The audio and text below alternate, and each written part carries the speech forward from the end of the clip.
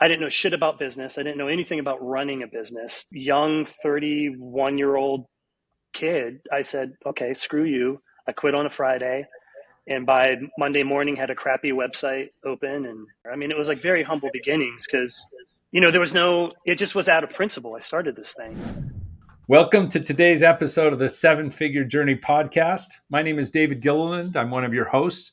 We've got Josh Fitzwater with us from Holden Ellis, which is an agency out of Columbus, Ohio. Josh, welcome to the show. Hey, thanks for having me, David. I appreciate you. Hey, just to dive in really fast, like we love the stories. Like, so how'd you get started? Why did you get started? Why don't you give us just a little Yeah. bit of a birth of Holden Ellis, and then where you're planning on going with this? Yeah, sure. So maybe like most entrepreneurs, I never thought I was going to be one. I didn't go to school in business or actually, I think like in my one business class, which is economics, I got, I think a C, but with a curve. So that's probably like an F. C's get And degrees, Josh. Just remember, C's get degrees. oh, I am a testament to that. I can tell you. Yeah. Late. I'll call myself an intellectual late bloomer. How about that? And yeah, as I got into the sort of the workforce, I've been forged and blessed by really terrible leadership. Um, and I had a string of just like what seemed like great places to be, but just scared leaders, megalomaniacal leaders, and and I was shaped by it tremendously, honestly. As someone who liked creative and liked design and was kind of like this budding, bright eyed, like the world is possible. To get in there and get to be in such a negative environment several times over was really interesting. And so I was in higher ed for a long time, teaching and sort of working in marketing. And I made the jump to agencies because higher ed was so slow. And I went to this agency. I said, okay, I want to run a creative team. I want to run accounts and I want to run creative. And I'm going to go to whoever gives me that. And I had been warned by several other people that had kind of like knew the agency that I went to. They said, Josh, like, I'm telling you, man, don't do this. And I said, well, okay, like, hey, listen, like they don't know me. This person has never met me. I can be the yin to their yang. I can balance them out. And I was wrong. They were awful. they were like giant pieces of shit. And so I literally I went into this agency and I said, okay, based on what I know, I'm going to give them three strikes. And in a short amount of time, if we make it through this like three strike period, it's all good. And so I went in and in like 9 months, this person had tabulated three strikes that I felt were like sort of major leadership offenses. And I saw just a team of people like beaten down. I saw creative and deliverables that weren't what they could have been with like a better fostering environment, more supportive environment. I didn't know shit about business. I didn't know anything about running a business. And like a young 31-year-old kid, I said, okay, screw you. I quit on a Friday. And by Monday morning, had a crappy website open and the rest. And Off to so the it was like very races. humble. Off to the races, right? Yeah, yeah. Off to the races to nowhere. I mean, it was like very humble beginnings because, there was it just was out of principle. I started this thing. There was no client. I didn't take any clients with me. I didn't steal anyone. It just was kind of like, okay, what the hell do I do now? So, Yeah, that's a tough start. Um, mhm. were you married at the time, Josh? uh, I was, I was and still am. Oh, okay, okay. Well, um, well, that's a testament to your spouse. Um, oh my but gosh, you have no idea. Yeah. but what a leap of faith or of insanity, right? To jump out and do, Yeah. and we all can relate. I mean, we all kind of Yeah. did little things like this in one way or another at one point in our business growing, timeline there. So that's really cool. And now, you figured out how to acquire clients, you figured out how to service them, you figured out how to help your team to do it. I mean, you're at a fun spot. And you said before we started this, right at the beginning, you were telling me that you're at this transition point. Talk to us about that and what you most uh, what as you've been transitioning through this, what are some of the nuggets? What are some of the things that really made this happen for you? They're like, here's something that's making all the difference. Where I actually have a business now instead of a job with helpers. Yeah. That's a great question. So yeah, I think the biggest catalyst to our growth has been over the last couple of years. And again, so like again, humble beginnings. We for a long time, and I'm sure every entrepreneur listening can relate. It was just about getting money, getting anything to keep it going, and that's oversimplifying it by a lot. But I think what really was the traction to us growing one was really living our values, which again I'm sure everyone on here has talked about. But that's because it is so critical, and we really took a long time to figure out what it was. And now we hire our clients and fire our clients by that, and we hire and fire our people by Well, it. let's stop and dive into that Yeah, because we do talk about it, but not every listener is here at every podcast out there. So yeah, yeah, yeah. it See, I took did I you did a my while. research. It took you a while to find and figure out these values, right? To Yeah, say it these are, and you're applying it to both customers and to employees. What are these values exactly for Holden yeah. Ellis? And I'll say this, David. I'm glad that we kind of like fumbled around long enough to not like get in bed with values too early. We let ourselves sort of mature. Yeah, yeah, But it's we have four values, and two of them sort of guide us as creatives, and the other two guide us as people, which are both really important to Holden Ellis. The two that guide us as creatives are bold ideas and relentless execution. So like at the end of the day, like I mean, our ideas need to be novel and new and innovative. And then 10 years in, I've been in it long enough where I've seen great ideas fall short because we weren't committed to it's relentlessly bringing that idea to life. yeah, And then the other two are universal gratitude and caring more. Admittedly, universal gratitude is like a little nebulous and conceptual, but and we don't hit it all the time. And that's kind of the point of having. I think we wanted a stretch value that can kind of keep us centered and humble, but it's hard to achieve. And we have all sort of locked arms and chosen this field that is full of feedback. You put your heart and soul into design or copy or whatever creative deliverable we have for the client just to take a big steamy shit all over it, right? Or it gets to the creative director, or it gets to me. And it's not that it's wrong, but like feedback, we live in this like negative, this endless feedback loop. And so practicing gratitude in our agency, and we even had to like figure out what gratitude meant for us. I think keeps us kind of hungry and humble and yeah, not like cynics. And then caring more, yeah, like we do good work for good people, and we want to be good people. I've heard several times, like, we do our due diligence, like, well, why us? Why'd you pick us? And, we've had clients that just say, like, it felt like it meant more to you. It felt like you cared more. And so we really try to, like, put that forward. But we treat ourselves that way, too. So, yeah. You treat each um, other. I love it. So I'm for the listeners. I'm sure you're hearing the passion and the genuineness as Josh has been talking about this, right? I mean, it's just real. And and you shared a real key, which was you gave yourself time to mature into it. yeah, So when we're first, if anyone has not done it before and you first do it and you're thinking through it and you're putting things all on the wall and you guys are talking about it and wrestling to the ground, call it a draft. Just call it a draft and start living with it from there. And then yeah, it's going to change. It's going to change because of this one person who didn't work out and nothing else made it that they didn't work out except this value. They actually didn't care more. They just didn't. Like they had everything else. But somehow relentless execution didn't translate to care more. Right? There was something different and so he just never fit.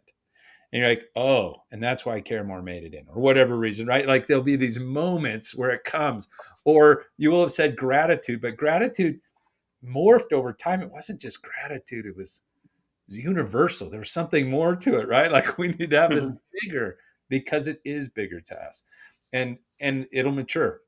It'll sometimes it'll come from a team member that starts saying something in a certain way. They're like, yes, you hit on it. Or they gave it a name that was a little jazzier, but it really spoke to who you were because it can mature. It comes into that. It's like a good cut of beef. You don't just kill the cow and eat it. It's gotta hang, a good dry hang, a couple of weeks, let it do its thing, right? Let it mature a little bit. Uh, Now you got something. Bro, you're making me hungry right now. Like, and it's almost happy hour too. So like, you just be careful here. All right. Sorry, we're getting distracted, but those were some real nuggets, and I didn't want to pass that up. But that Yeah. really big key thing in the Well, growth and transition. Keep going, Josh. and let me give you this like little anecdotal story of values. So I don't know. This was a couple years ago, and we'd had this client that we'd had a client for like 5 years, and in the agency business, that's a long time. And we had really grown with them. They had been with us when we were like small, and they had grown with us, and we had grown like our portfolio based on that work, and they felt really almost like a family. And about 5 years into the relationship, I got a call from the VP over there, and they said, "Hey, like, just wanted to let you know, I wanted you to hear it from me. We're stealing your creative director, and we're severing our contract." And I was like, it was icky. It was the first time I'd had like a really bad dose of like business, Yeah, where like literally they said like it's not personal, it's just business, and it was like it's of course it's Rick, personal. that's highly personal. Um, yeah, yeah, and so like I was like devastated. I considered the creative director and that client like family, and then I had this sort of moment of like clarity where with the client I said like I this is the first time I'd ever put a client through our values. It had always been about projects and income until that point, and it was like this like liberating moment that was like full of like tears and like lots of pain, but where I said, okay, like, do they like bold ideas? We're on a retainer with them that meant like it was about hours, and they were beating down our creative based on like how much they could squeeze out of us for a short amount of time, which meant no relentless execution. They weren't grateful for anything, and clearly with that action, they showed me that they didn't care more. And it was like this like really big moment for me as a leader that was like we have to be doing this not just for the people that work here but the people we Yeah, work for. Then once I realized that, I was like, you know what? Like, screw these guys. Like, this was an awful way to learn this lesson, but like, I'm grateful for it. yeah. I love that, and um, and what that does for your whole team is they're always working with people they love to work with. So they always give their best. They're full of energy when they come in. It's not the one they put off talking to because everyone you're working with are the kinds of people they love to work with, especially in these services arrangements and service businesses where you have so much intimate relationship really on a lot of things that they're doing. Oh So yeah, key. So beautiful. Your retention goes up, customer satisfaction goes up. You often see profits go up because what you love to do, they love to get. They pay well for what you do well, and it doesn't take you long to do it because you love doing it. So it happens quickly. And all of a sudden, right? Value everywhere. Happy team, happy customers, happy shareholders. yeah.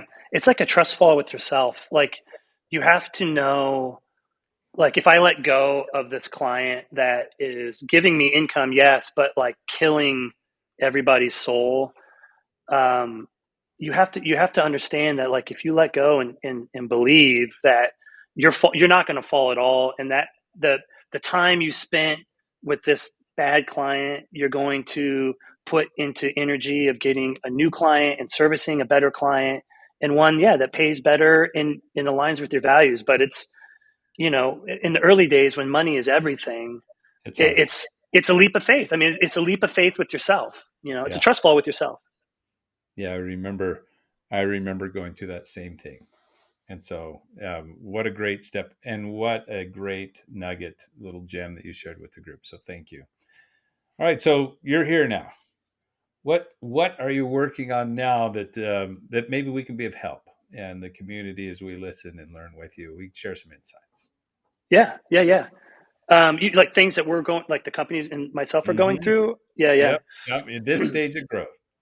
yeah, yeah. So I think one of the biggest things, and this is an incredible thing, and it's terrifying both at the same time.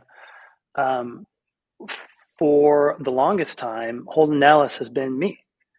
The things that I have thought the company thinks, the wishes and pivots and positioning that the company has been because of me, meaning like I am the company. And we've always had employees. It's not like we just now have employees, but what is happening is this metamorphosis where the company is become its own thing. It has detethered itself from me, which is a really inspiring thing, but it's also a bit terrifying. And so like it's developed its own life force, its own culture that isn't just whatever I say it is. And so I think something that we're navigating through right now is this transition from the owner is the company, the clients are the owner's network, into this like organic beast of both like beauty and like apprehension. And you know, I don't know. Like I guess I would love your thoughts on like how like what do we lean into? What are some like traps and pitfalls there? Yeah. Or even like anecdotal stories of like either like your company or others that you've talked to that when the company becomes bigger than the person who founded it, what do you do? No, it's a really great question. Uh, let's talk a little bit about what happens if you don't do first. If you don't let the company grow beyond just the founder, if you don't let it make that shift and fully lean into it, um, that spot is where everyone hits their plateau. So if they don't shift gears at that point to it's no longer mine, it's ours. We change from my company to our company, right? If we don't make that shift, the plateau hits over and over again. It looks like this on your revenue line: up, down, up, down, up, down. And I'll tell you why. It's because Josh is selling a lot, then going over with the team to figure out how to deliver it all. And then we're like, whoa, we got to sell more. And he's off selling, and then the operations is down again, right? And I've had companies, Preach it, brother. Yeah, I've preach it. had companies, I like so many companies be like, well, we're in a cyclical business. You can look at our revenues over the last 3 years, and it's predictable. I was like, that's not. There's almost no business that's cyclical twice in the same year.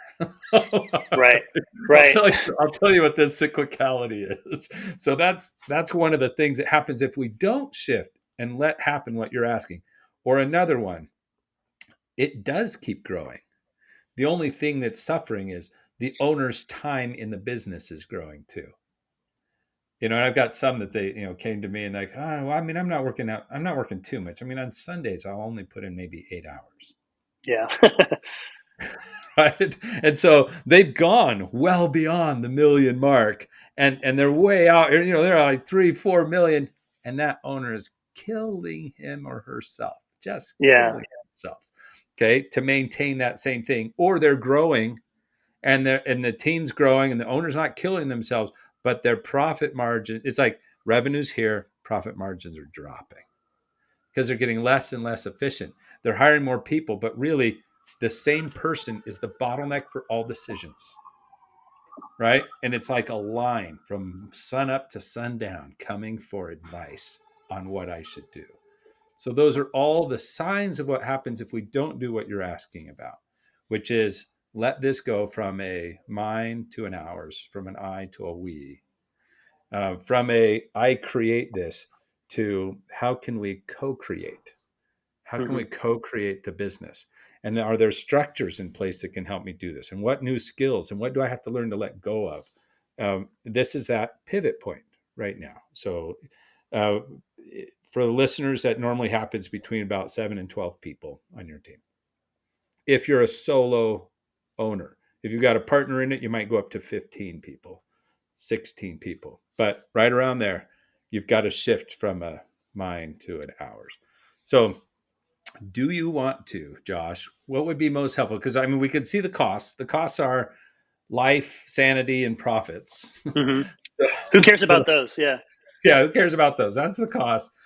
Do you want to? I mean, since you called yourself sort of a late blooming academic, a late blooming thinker and stuff, do you want to hit principles first or only? Do you want to go just straight tactics? What would be best for you as we coach through to help you through this to navigate this spot? Yeah. Well, if I put my higher ed hat back on, it's always theory to practice, right? So Okay, let's go give theory to me, practice.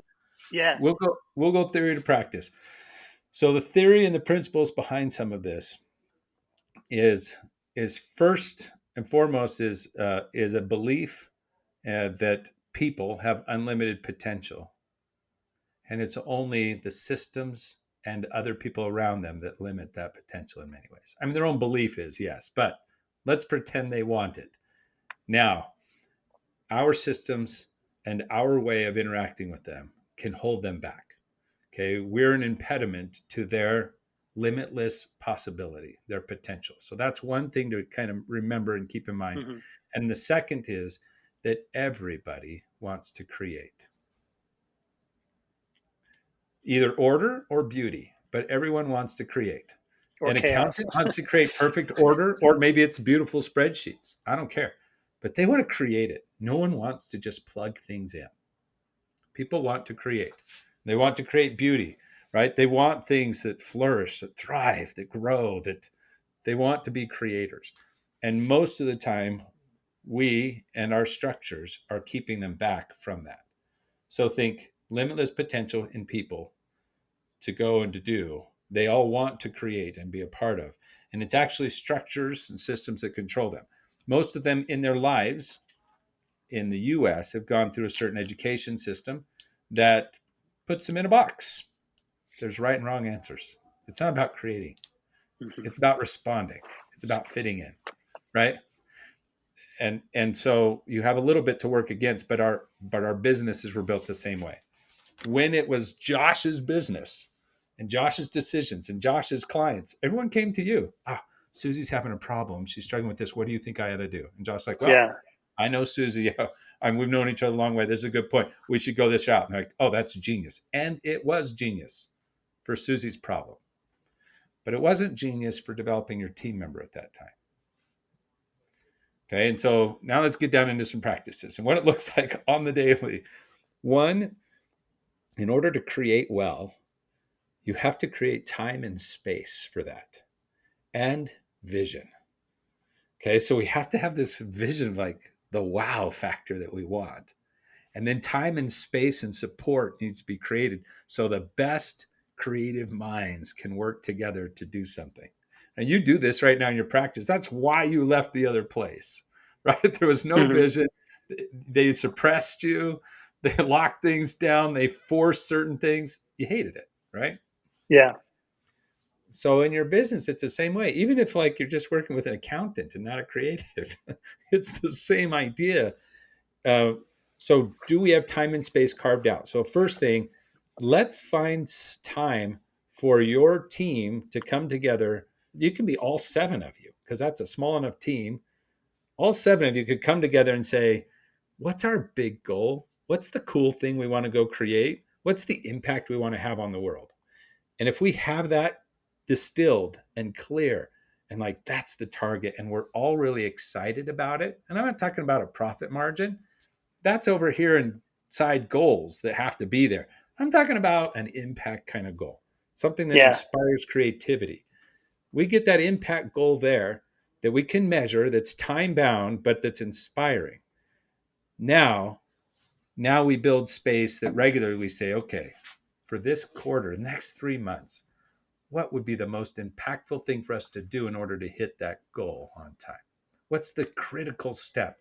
And there's things you can do that get your team collectively looking at the data together. What are our strengths? What are our weaknesses?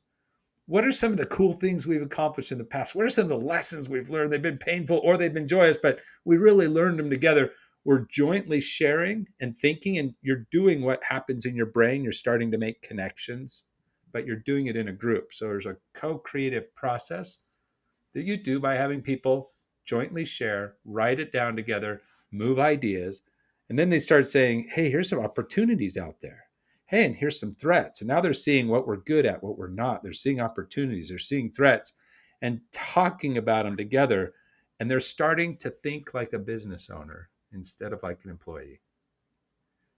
They're thinking about the things you think about on your drive because you created time and space for them to do that and to co-create something bold. And then we're going to execute against that, right? They've created something bold. They're seeing this. They've identified some things. They've identified a priority for the next 3 months. And now they're going to do relentless execution. We're going to lean into our value and we're going to build a little task force team that your creative gets to help talk about how we're going to go acquire new customers in this new way. Sure, they've got some insights. They probably could share a few things. We're going to have a little task force team that gets to meet once or twice, once every week or two for 5-10 minutes and report on, I did my part of it. Now, what about yours? And I've done mine. And how can I help you? A little task force, building something that's going to bless the whole business. Then when they see you hitting those revenue numbers, your creative guys over there saying, yeah, that's ours. We built that. I own that. That's my business. It's our business because they were part of it and their fingerprints are all over it. But create the time and space for them to create, for their potential to be realized, to be released, and start to grow. So that's one. I'm going to give you another one really fast because we have a little bit of time left. Because it's one of the number one things that I mess up at, and I've been getting better. I'm conscious of Yeah. it, so I'm working on it. But I see it across all entrepreneurs. Somebody comes with a question to Josh, and Josh is an expert at all areas of your business right now. I mean, you are. You've learned it all and you have really good answers. Don't give them the answer. Right. Right? It's just that easy. They ask the question and say, oh, that's a good question. What do you think we should do? And begin to train your team that those questions are key and you want to hear the question. And then you want them to always come. Question, 3 potential directions that they think could work, and the one they believe is the best, and why. Now, I may think that a different option's better, but if what they gave me on their first try was a B, probably going to just let them run with it and cheer them Well, we on. talked about C's get degrees, so That's right. C's get degrees. A B B's worth. pretty happy. Yeah, B's pretty good. Uh, Yeah. I'm like, okay, I have an A in my mind that I know would work better. But this time I'm going to let you run with it. And I don't say any of that. I'm just like, okay, you've thought through it. You've looked at it. I believe in you. In their execution of a B idea is better than an A idea that they mostly believe in and are doing because you told them to. Right. And Okay. we have a saying. We have a saying here that is fail fast. Yeah. So yeah, take the idea, take the decision, go forth, execute, and if it's not working, just like fail fast and move on and That's it. Then we're rethink going it. to come It's back okay. and we're going to talk about it. So Yeah. what went wrong? Help me understand why. What are your plans around that? Now, the next layer, I'm going to start asking and leading with more questions. I'm like, oh, have you considered? Why did you go down that path? I appreciate that. What else might you do? If you were to bring in this bit of factor or data, you might not know this because I knew this, but maybe I didn't share it with you. Now that you know this, how would that influence your plan? Right? And they're like, oh, one of the things I realized is I started asking better questions of them. Right away, it became very apparent that it can't be an our company if I'm keeping all the numbers to myself. Mm-hmm. The transparency becomes more and more important. And I wouldn't throw everything at them at once, but I would give them what they need plus a little so that they can grow into it. Then I'll give them a little more plus a little, right? So they can keep growing into it until pretty soon they can see all the books. I don't care a lick, right? In fact, I want them to. I want them to understand this. I want them to fully own this business and make decisions as good as I would as a business owner or better because they're now becoming experts in their space. And I don't have time to be an expert in their space anymore. And so those are a couple of things. Create the time and space. And then on the next one, in building the confidence and freeing them up, be careful answering questions. And instead think of how do I guide them with questions to better thinking and problem solving on their own. And those will be, I mean, there's a lot more, and there's some tactics, and there's some, jujitsu in the middle of some of these things, but those maybe can be some helpful starts. Yeah, no, I love those. That's some great insight there. I'm so glad you got to be on the show with us today, Josh. How do people get in touch? Well, yeah, you do creative, but what kind of companies do you really do it for? Who do you target? In case we've got a listener who's like, man, Josh sounds like a good guy. Come take care of me. Oh, I'm not a good guy. I'm the best guy. That's what I like to Um, hear. self-proclaimed best guy.